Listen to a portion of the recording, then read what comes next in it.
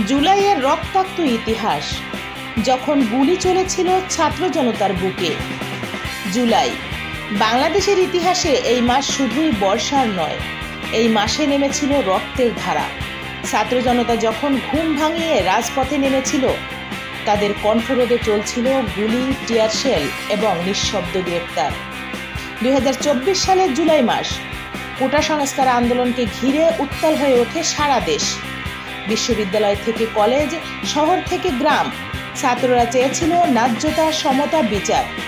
কিন্তু শেখ হাসিনা সরকার তা দেখল বিদ্রোহের চোখে। ক্ষমতায় টিকে থাকতে মরিয়া হয়ে ওঠে তারা। আর ঠিক তখনই ঘটে সেই ভয়াল অধ্যায়। নির্বিচারে গুলি চালানো হয় হাজার হাজার ছাত্র জনতার উপর। পথে পড়ে থাকে রক্তাক্ত শরীর, আকাশে ছড়িয়ে পড়ে কান্নার ধ্বনি। সরকারি প্রতিবেদন চাপা দিতে চাইলেও চোখ এড়ায়নি সাংবাদিকের ক্যামেরা, চোখ এড়ায়নি মা বাবার কফিনজরা সন্তান। অন্তত 800 প্রাণ ঝরে যায় এই দমন পীড়নে। 18,000-এরও বেশি আহত হয়ে ভর্তি হয় হাসপাতালে। তাদের অপরাধ? তারা প্রশ্ন করেছিল, তারা প্রতিরোধ করেছিল, তারা চেয়েছিল পরিবর্তন। 3 বাহিনী প্রধান বারবার অনুরোধ করে, আর গুলি নয়, আর লাশ নয়। কিন্তু শেখ হাসিনা তখনও বল প্রয়োগে বিশ্বাস রাখেন।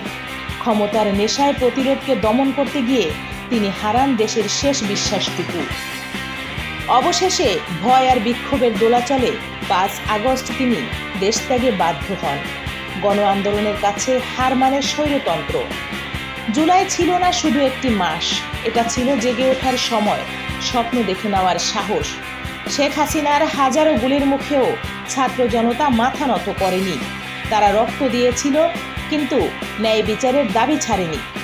আজ এই জুলাইয়ে আমরা স্মরণ করি সেই রক্তাক্ত পদচিহ্ন, সেই আগুন ঝরা চোখ, আর সেই সাহসী কণ্ঠস্বর যারা বলেছিল, আমরা গুলি খাই কিন্তু মাথা নত করি না।